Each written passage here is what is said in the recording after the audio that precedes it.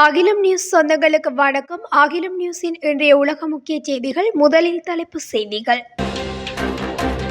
அதிபர் வேட்பாளராக தேர்தல் பிரச்சாரத்தை தொடங்கினார் கமலா ஹாரிஸ். லண்டனில் துப்பாக்கிச்சூடு, 15 வயது சிறுவன் பலி. உக்ரைனுக்கு வழங்கும் ராணுவ உதவியை மேலும் அதிகரிக்க நேட்டோ முயற்சி. 39,000 கடந்தது காசா உயிரிழப்பு. சீன வெள்ளம், 25 பேர் உயிரிழப்பு. வங்கதேசம் 48 மணி நேரத்துக்கு போராட்டம் நிறுத்திவைப்பு. பனாமா கோஸ்டாரிகா இடையே சக்தி வாய்ந்த நிலநடுக்கம். தொடர்பான விரிவான செய்திகள்.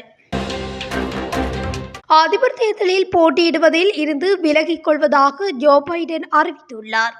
மேலும் ஜனநாயக கட்சியின் அதிபர் வேட்பாளராக கமலா ஹாரிஸை முன்மொழிவதாக ஜோ பைடன் அதிகாரப்பூர்வமாக தெரிவித்துள்ளார். இது தொடர்பான எக்ஸ் தள பதிவில், ஜனநாயக கட்சியினரே எனது வேட்புமனுவை ஏற்க வேண்டாம். எஞ்சியிருக்கும் பதவிக்காலம் முழுக்க அதிபராக எனது கடமைகளில் முழு ஆற்றலை செலுத்த முடிவு செய்துள்ளேன். இந்த ஆண்டு தேர்தலில் எங்கள் கட்சியின் அதிபர் வேட்பாளராக கமலா ஹாரிஸுக்கு என் முழு ஆதரவு.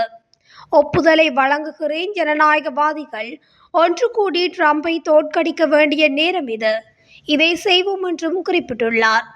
அதிபர் தேர்தலில் வென்றால் அமெரிக்காவின் முதல் பெண் அதிபர் என்ற சாதனையை கமலா ஹாரிஸ் படைப்பார். இந்நிலையில் அதிபர் வேட்பாளராக கமலா தனது பிரச்சாரத்தை தொடங்கியுள்ளார். இதற்கிடையே பைடனின் பிரச்சார செயலகம் கமலா பிரசார செயலகம் என பெயர் மாற்றம் செய்யப்பட்டுள்ளது. பிரச்சாரத்தின் போது நீதிமன்றத்தால் குற்றவாளி என தண்டிக்கப்பட்டது டொனால்ட் ட்ரம்பா, வழக்கறிஞர் கமலா ஹாரிஸா என்ற முழக்கத்துடன் கமலா அணி பிரச்சாரத்தை தொடங்கியது. பிரச்சாரத்தில் பெண்களின் கருத்தடை உரிமை, ஜனநாயகத்தை ட்ரம்பிடமிருந்து காப்பது உள்ளிட்டவற்றை முன்னிலைப்படுத்தி பிரசாரம் செய்ய கமலா திட்டமிட்டுள்ளார். அதிபர் வேட்பாளராக பெறப்பட்ட பல மில்லியன் டாலர் பிரச்சார நிதியை கமலா ஹாரிஸ் பிரச்சாரத்துக்கு மாற்றிக் கொடுக்கும் வேலைகளில் பைடன் இறங்கியுள்ளார். மேற்கு லண்டன் பகுதியில் 15 வயது சிறுவன் துப்பாக்கியால் சுடப்பட்டு உயிரிழந்துள்ளதாக அந்நாட்டு ஊடகங்கள் செய்தி வெளியிட்டுள்ளன. குறித்த சம்பவமானது லண்டன் மேற்கு பகுதியில் உள்ள லேட்ப்ரோக் ட்ரோவ் எனும் இடத்தில் கடந்த 21ஆம் தேதி மாலை 7:20 மணியளவில் நடந்த நிகழ்வொன்றில் வைத்து இடம்பெற்றுள்ளது. அவசர ஊழியர்கள் மற்றும் வேன் நோயாளர் காவு வண்டி மூலம் உடனடி மருத்துவ உதவி கிடைத்த போதிலும் சம்பவ இடத்திலேயே அந்த சிறுவன் உயிரிழந்துள்ளார். இந்த சம்பவத்தை கொலை வழக்காக கருதி லண்டன் காவல்துறையினர் தற்போது விசாரணை நடத்தி வருகின்றனர். மேலும் கொலை சம்பவம் தொடர்பாக 6 ஆண்கள் கைது செய்யப்பட்டுள்ளனர். உயிரிழந்த சிறுவனின் பெற்றோர் மற்றும் உறவினர்களுக்கு தகவல் தெரிவிக்கும் பணிகளில் தற்போது காவல்துறை ஈடுபட்டு வருகிறது.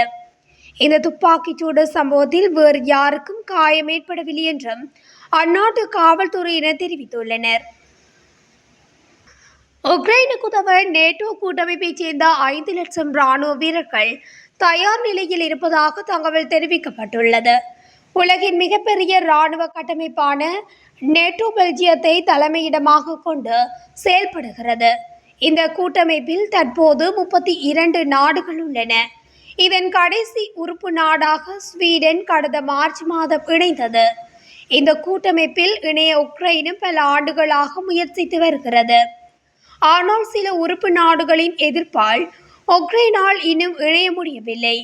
இதற்கிடையே உக்ரைனின் இந்த முயற்சிக்கு எதிர்ப்பு தெரிவித்து ரஷ்யா அதன் மீது போர் தொடுத்துள்ளது.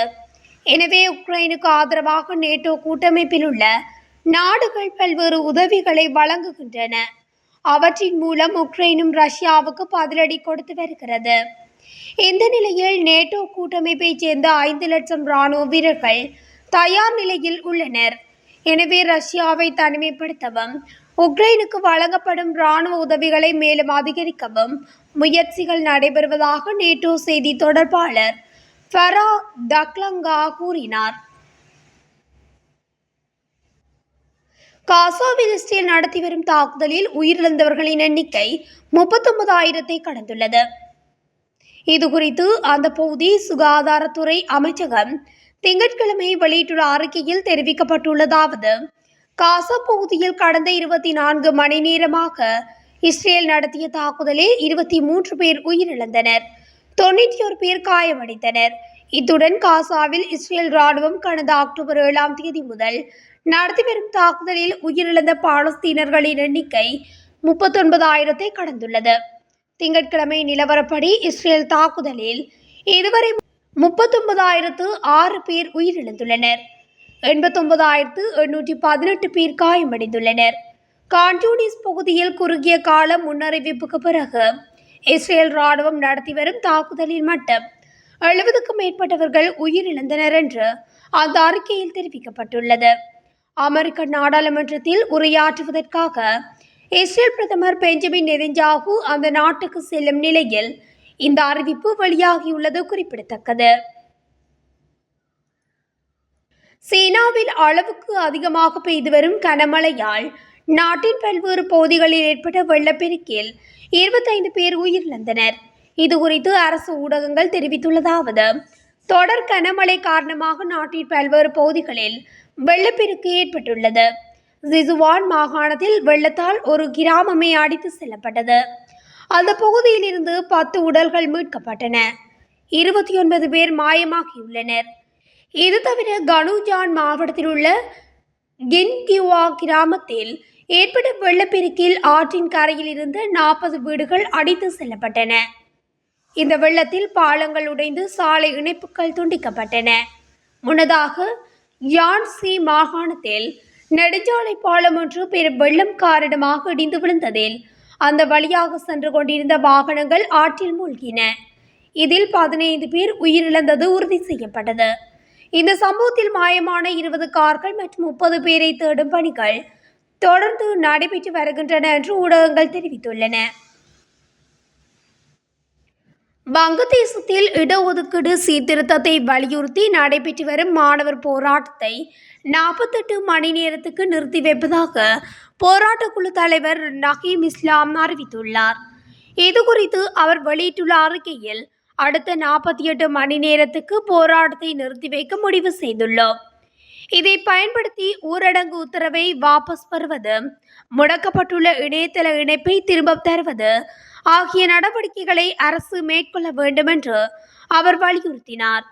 1971 பாகிஸ்தானுக்கு எதிராக சுதந்திர போரில் ஈடுபட்டவர்களின் வாரிசுகளுக்கு அரசு பணிகளில் 30% இடஒதுக்கீடு அளிப்பதற்கு எதிராக இந்த மாத தொடக்கத்தில் இருந்து நடைபெற்று வரும் மாணவர் போராட்டத்தில் இதுவரை 150க்கும் மேற்பட்டவர்கள் உயிரிழந்ததாக கூறப்படுகிறது. இந்த நிலையில் சர்ச்சைக்குரிய இடஒதுக்கீட்டை நீதிமன்றம் ஞாயிற்றுக்கிழமை ரத்து செய்தது. பனாமா கோஸ்டாரிகா இடையே சக்தி வாய்ந்த நிலநடுக்கம் ஏற்பட்டுள்ளது. ரெக்டர் அளவுகோலில் 5.7 தொடக்கமாக பதிவாகியுள்ளது. பூமிக்கு அடியில் 10 கிலோமீட்டர் ஆழத்தில் ஏற்பட்ட நிலநடுக்கத்தால் சேதம் எதுவும் இல்லை என்றும் தகவல் தெரிவித்துள்ளனர். ராஃபாவில் அல்கசாம் படையணி நடத்திய ஸ்னைப்பர் தாக்குதலில் இஸ்ரேல் ராணுவத்தின் உயர் அதிகாரியொருவர் கொல்லப்பட்டதுடன் ஒரு இஸ்ரேலிய ராணுவ கவச வாகனம் அளிக்கப்பட்டுள்ளதாகவும் கமாஸின் ஊடக பேச்சாளர் அபு பைதா தெரிவித்துள்ளார். இத்துடன் அகிலம் நியூஸின் இன்றைய உலக முக்கிய செய்திகள் அனைத்தும் நிறைவடைகின்றது. தொடர்ந்தும் செய்திகளை அறிந்து கொள்ள அகிலம் நியூஸ் ஊடகத்துடன் இணைந்திருங்கள். நன்றி, வணக்கம்.